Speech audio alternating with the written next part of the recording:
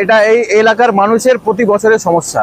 আমরা দীর্ঘদিন ধরে দাবি তুলছি যে এই স্রোত দেখতে পাচ্ছেন, এইটা জল নিকাশি আমাদের ওই পারে যে যতগুলো গ্রাম আছে, ধান চাষের জমি, সেখানে পাহাড়ি বন্যা আসে, সেখান থেকে জল যে পার হবে তার নিষ্কাশনের ব্যবস্থা নেই।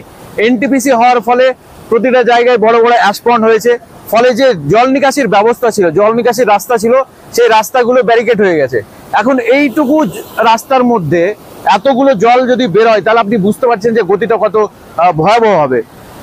দেখতে পাবেন এটা হচ্ছে মূল রাস্তা ঝাড়খণ্ডে যাওয়ার, বেঙ্গল এবং ঝাড়খণ্ডের কানেক্টিং রাস্তা। এটা ব্যবসায়িক, ছাত্রছাত্রী, এলাকাবাসী, এইখান থেকে যারা নিশ্চিন্দরা যাদের বাড়ি আছে, তাদেরকে প্রতিবার এর উপর দিয়ে এই প্রাণের ঝুঁকি নিয়ে রাস্তা পারাপার করতে হয়।